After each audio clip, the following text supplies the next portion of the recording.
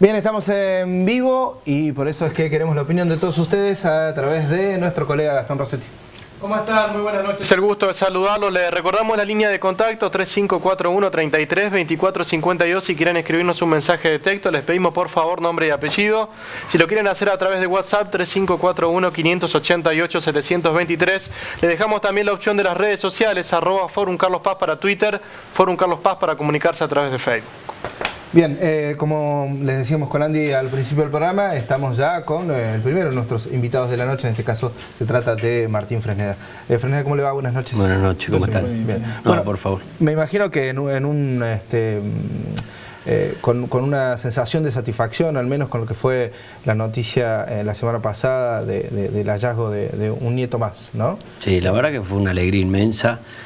Creo que los argentinos hoy podemos dimensionar lo que ha sido la tragedia a partir de estas cosas que nos suceden cuando recuperamos una identidad nueva. Lo sentimos todos. Yo tengo esa impresión cuando me tocó tener realmente el orgullo histórico de haber formado parte de la identificación del nieto de Estela Carlotto, no porque es un nieto distinto, sí, sino por quién es Estela Carlotto.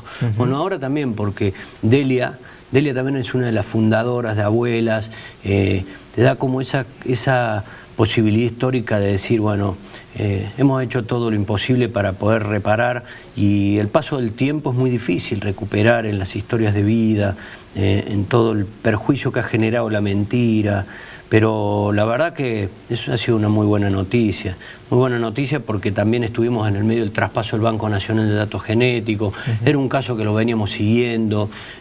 Martín es el nombre que le pusieron los padres en el pozo de Banfield cuando nació, por eso le llamamos Martín.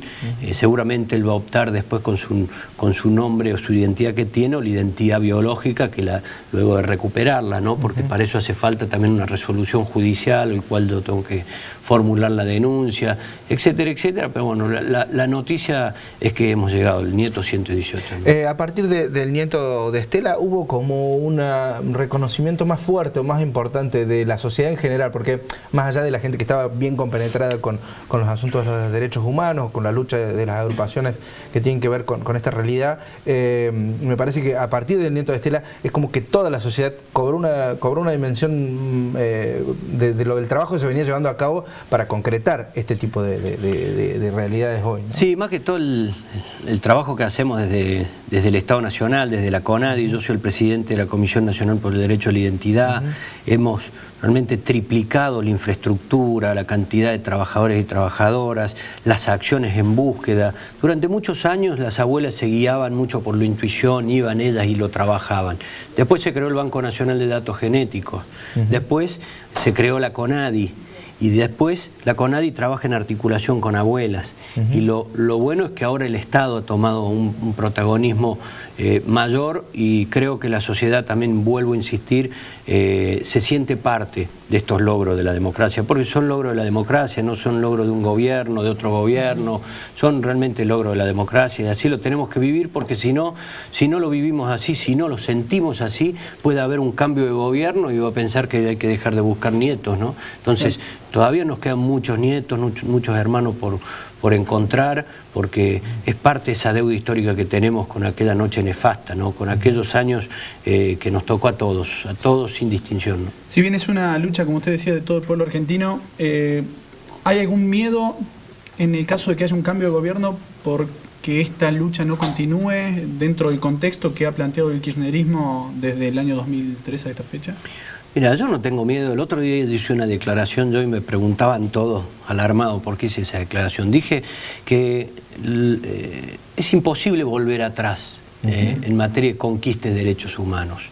Primero porque está ya en la conciencia colectiva de un pueblo. Y cuando está en la conciencia colectiva de un pueblo, realmente es muy difícil que la gestión pública se atreva a ir en contra del pueblo. Al menos eso es lo que yo pienso. Yo estoy convencido que uno puede tratar de retroceder, porque no tiene la convicción en cuanto a modelo de Estado.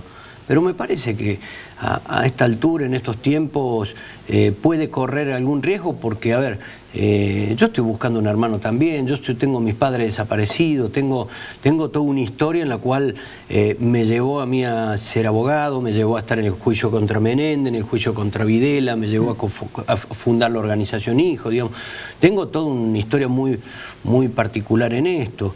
Ahora, si llega a haber un cambio de gobierno, entiendo que van a tener sus políticas de derechos humanos, quizás no sean las mismas que las nuestras, y lógicamente que en todo cambio de gobierno a uno le preocupa que se modifique el rumbo, y me preocupa en algún punto los dichos de Macri en cuanto a lo que ha planteado, creo que de forma muy agraviante hacia nosotros, es decir, que se tiene que acabar con el curro de derechos humanos, porque son cosas que lo hemos hecho con mucho sentimiento, mucho amor, ha sido el compromiso y la lucha de toda nuestra vida, más allá de que la presidenta y Néstor para mí han tenido una visión de la política, de la historia, de lo que hacía falta reparar, y han tenido leyes incluyentes e inclusivas que nos han permitido a aquellos que fuimos parias, que fuimos realmente desatendidos por el Estado, y estoy hablando matrimonio igualitario, estoy hablando de identidad de género, estoy hablando de un montón de franjas de la sociedad que no teníamos posibilidad de tener acceso a la justicia. Y la tuvimos gracias a este gobierno, y cuando se dicen esas cosas uno lógicamente sospecha de que realmente se pueda continuar con la misma lógica. Nosotros ahora, cuando son conquistas y logros de la democracia, perdón, es más difícil ir en contra de eso, ¿no? Por supuesto, muchas veces a nosotros nos critican y somos los que más rescatamos el juicio a la Junta Militar y CONADEP.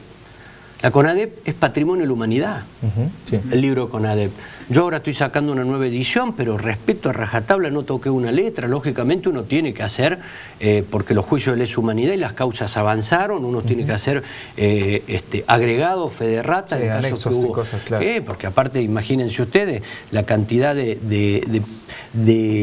margen de error que había de un ex detenido que recién salía del cautiverio, y que no conocían bien cuál fue la estructura del Estado represivo. Lógicamente hoy está mucho más completo la información que hacía falta para poder llevar adelante este proceso de erradicación de la impunidad que vivimos estos años. Por eso yo insisto, el logro de los derechos humanos, es un logro de la democracia de los estados modernos. Se van a equivocar aquellos que pretendan retroceder. El mundo entero, y me ha tocado viajar como secretario de Derechos Humanos por distintos lugares del mundo, y créanme que Argentina es admirada, y el caso argentino es seguido por muchos países que vivieron tragedias similares. ¿Y saben por qué? Porque en la ex Yugoslavia, en Ruanda, incluso en Nuremberg, fueron tribunales internacionales, fueron tribunales ad hoc. Acá nosotros tuvimos tribunales de la Constitución, los jueces que los conocemos de siempre, los fiscales que los conocemos de siempre.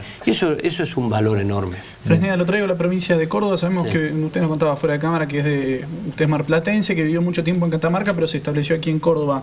¿Ha sido también difícil establecer el kirchnerismo, al cristinismo en la provincia en los últimos años? ¿Han de alguna manera perdido adeptos con el correr del tiempo? Miren, yo hace muchos años que vivo en Córdoba, desde que tengo 17 años que me vine a estudiar Derecho, y en Córdoba después del gobierno de Atilio López ha sido difícil tener una impronta que tenga una matriz política como la que nosotros pensábamos. Hay muchas cosas que nosotros vimos en la primera gestión de Schiaretti, que fue una gestión que yo estuve muy cerca de esa gestión. Incluso yo siempre rescato que las políticas de derechos humanos que llevó adelante Juan Schiaretti con el ministro Luis Angulo fueron políticas que realmente se acercaron mucho, porque aparte en esa materia Schiaretti tuvo mucho que ver con el diseño de las políticas públicas de acá. Después, lógicamente, en materia económica no estuvimos de acuerdo, y pasamos por muchas cosas. Sí. Yo recuerdo desde la salida de Angelós al 2001, cuando Mestre salía también eyectado por lo que había sucedido a nivel 19 y 20 de diciembre. Recuerdo cuando gana de la Sota, recuerdo que yo por lo menos era un militante de la resistencia. Yo era un militante que no tenía cabida ni en el peronismo, ni en ningún lugar, ni tampoco en la izquierda tradicional. Nosotros conformamos hijos y mi militancia siempre fue en hijos. Milité un tránsito en el Frente para la Victoria, pero cuando se forma esta nueva fuerza política que es el Frente para la Victoria, yo me siento convocado en ese momento. Me siento convocado y no es como muchos dicen que a nosotros nos cooptaron. No, nos sentimos convocados, nosotros ya éramos actores políticos previo a ello. Claro. Y ahí lógicamente que no ha sido sencillo, entre las disputas internas, entre lo nuevo y lo viejo, porque si algo tuvo el kirchnerismo, que tuvo una renovación de dirigentes. Sí. Y en esa renovación de dirigentes a mí me tocó ser apoderado del Partido para la Victoria, y quedó desplazado Ricardo Jaime. Y después fue apoderado en 2011 Frente para la Victoria, fui candidato a diputado nacional, me tocó ser apoderado ahora. Y lógicamente siempre hemos tenido una matriz política basada en la columna vertebral dentro de la doctrina del justicialismo, pero con una visión plural de convocatoria a la concertación. Y en eso hemos tenido éxito como hemos tenido fracasos. Y en Córdoba siempre nos ha costado bastante, básicamente... la construcción de un candidato sobre todo, ¿no es cierto? Porque lo hicieron con Carolina Escoto y bueno, después no terminó bien la experiencia de Carolina Escoto dentro de lo que fue la labor legislativa y eso también como que le quitó un poco de fuerza cuando en su momento parecía que la estaban retomando, ¿no? Sí, pero antes todavía. Con Carmen Nebreda, cuando fue candidata a diputada nacional, con Dicola, después, bueno, sí, Carolina Escoto, pero Eduardo Castelo, con Alberto Cantero. Digamos, nosotros tenemos muchos dirigentes y lógicamente ha costado que existe un dirigente que pueda sin duda hacer la conducción de este proceso que está en una dinámica constante de renovación y lógicamente será parte de las discusiones de lo que se viene. ¿Saben por qué sucede eso? Porque también tenemos orgullosamente una conductora que es Cristina Fernández de Kirchner y todos tenemos ese norte básicamente en acompañar la gestión de Cristina y ahora bueno, tenemos una elección con Daniel Scioli. Bien, vamos a conocer, Fresneda, permítame, los mensajes que llegan a través de la gente. Por supuesto, la gente que empieza a comunicarse, le agradecemos a Ramiro y a Gustavo que nos han escrito a través de Twitter, muchas gracias por estar en contacto con el programa. Julieta de la Quinta nos escribe y nos dice: mi reconocimiento para el trabajo de Martín, siempre en silencio y muy efectivo, se necesitan más personas como él. El gobierno encuentra un hijo desaparecido cada vez que lo acusan de corrupción, nos escribe Miriam Castañeda. Julio Martín Pautazo, también otro vecino de Villa del Lago: los derechos humanos fueron la bandera de este gobierno, no dejemos que la derecha nos lo quite. Y el último mensaje que hemos rescatado, el de Marcos Aguirre: es increíble que todavía busquemos la verdad de una dictadura de hace 30 años, es porque los gobiernos nunca quisieron averiguarla. Neda, ¿queda pendiente la inclusión de los pueblos aborígenes dentro de esta política de derechos humanos? Hemos hecho un gran esfuerzo para poder elevar el umbral de derechos de toda la sociedad en general. Y en particular de los pueblos originarios, a mí me tocó, porque en un momento la gestión que venía llevando adelante Eduardo Luis Duhalde, que después fallece y que yo lo continúo, tenía el 70% de su gestión era Memoria, Verdad y Justicia. Yo, obviamente, por el tiempo que me toca, pude invertir esa situación. El 30% Memoria, Verdad y Justicia, el 70% estoy trabajando entre pueblos originarios, campesinos, género, violencia institucional, tema Malvinas.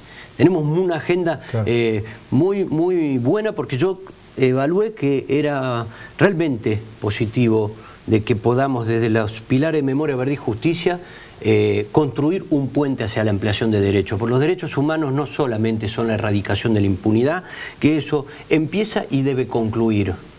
Debe concluir en algún momento, los juicios concluyen, las reparaciones concluyen, y parte de lo que dicen los oyentes es eso. Hace falta ponerle mucho esfuerzo para reparar lo que sucedió, pero hace falta construir los puentes hacia adelante. La situación de vulnerabilidad de los pueblos originarios en Argentina, cuando nosotros asumimos, era dramática. Lógicamente, en determinados lugares sigue siendo dramática. Y negar la realidad sería negarnos a nosotros mismos. O le vamos a pifiar cuando diseñemos la política pública. Lógicamente, hay situaciones más graves que otras. Pero la asignación universal por hijo ha elevado el piso y el umbral de condición de vida de muchos de ellos. Antes no tenían nada de nada. Y ahora al tener la asignación universal por hijo, ¿qué tienen? Básicamente, no les digo que tienen mejor nivel de vida, les digo que tienen la vacunación al día y los niveles de mortalidad infantil han bajado enormemente, y tienen lógicamente la obligación de la educación bilingüe. Que hay lugares en donde detectamos que no se cumple con la obligación bilingüe. Tengan en cuenta ustedes, por la Constitución reformada en el año 94, nosotros tenemos que la competencia de asuntos indígenas es una competencia concurrente entre nación y provincia. Y muchas veces lo que me ha sucedido, yo no tengo la competencia natural, lo tiene el INAI, Instituto de Asuntos Indígenas de la Nación, pero coadyuvo yo en ese trabajo que es realmente un trabajo enorme, andar por las comunidades originarias y ver que muchas veces las provincias no cumplen del todo, y ver que también desde Nación nos falta ponerle más esfuerzo, y ver que muchas veces no llegamos, es desesperante. Pero también ver que hemos podido elevar ese piso, y lógicamente al gobierno que le toque va a tener que continuar esa agenda. Les doy un datito más. La ley 26.160 es una ley que se sanciona en el año 2006 y se promulga en el año 2007. Es una ley que no existía antes. ¿Y saben qué hace esa ley? Impide los desalojos de las comunidades originarias por los terratenientes o por quienes quieren comprar esas tierras, básicamente por la expansión sojera. Se ha generado en un momento mucho desalojo y despojo de los pueblos originarios. Esa ley impide que los desalojen y exige un relevamiento técnico, jurídico, para que se determine cuál es la ocupación pública, tradicional y actual. Y a partir de ahí se le da la titularidad. Hace poco en Salta, con el gobernador Urtubey, hemos entregado 400.000 hectáreas. Un conflicto que tiene 30 años de 600.000 hectáreas entre criollos y campesinos. Y hemos logrado dar una solución ante la Comisión Interamericana, que vamos a llegar a una solución amistosa. Lógicamente, el conflicto Félix Díaz, que es el conflicto más conocido y que yo me he juntado muchas veces con Félix Díaz. Félix Díaz se le ha otorgado 5.183 hectáreas que la tienen desde hace 30 años que tienen esas hectáreas. Y cuando se hace el relevamiento, Félix Díaz se retira el relevamiento.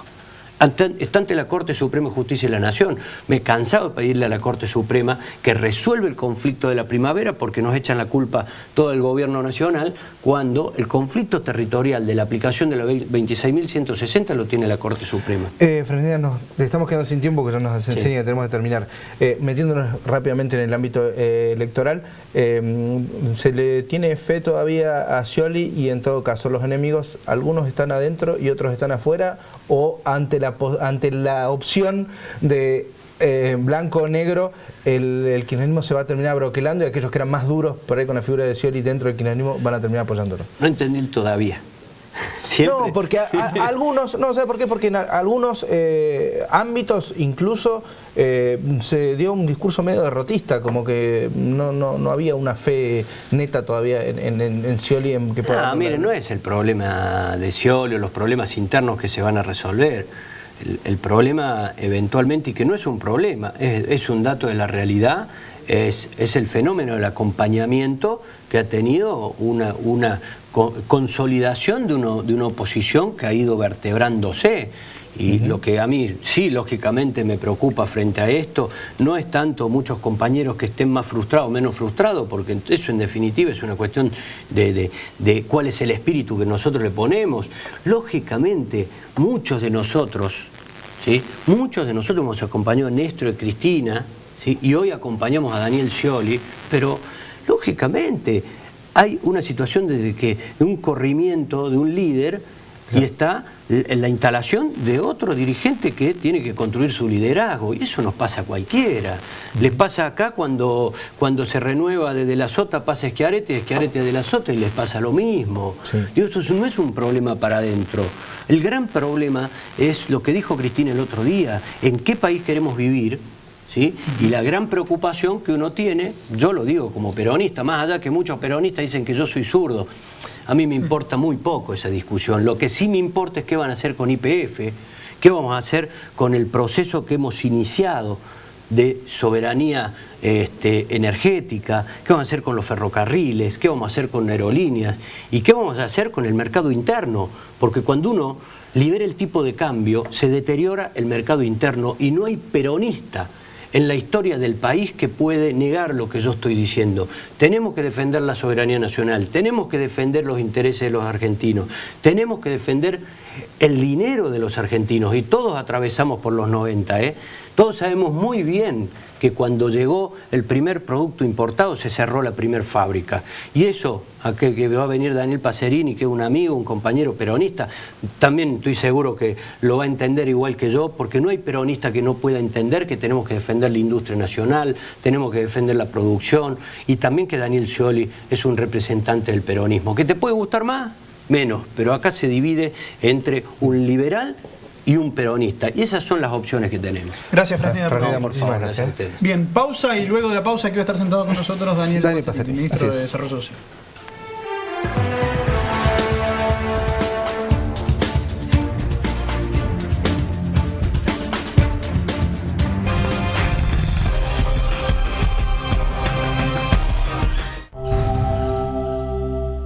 Centro Empleados de Comercio, eventos sociales, consultorios médicos, farmacia y ahora disfruta del nuevo predio Camino a las Jarillas, piletas de natación, asadores, quincho y caminatas. Centro Empleados de Comercio, compromiso y participación. Lisandro de la Torre y Punilla, teléfono 424-016 y 435-579. Marcelo Cuevas Automotores. Autos 0 kilómetro y los mejores usados. Ahora en Avenida Uruguay 108. Teléfono 435-669. Marcelo Cuevas Automotores. Facilidades y la mejor financiación en 0 kilómetro y usados. Tira la basura en el touch. Tira la basura en el touch. Tira la basura en el touch. Sarabaram, tira la basura en el touch.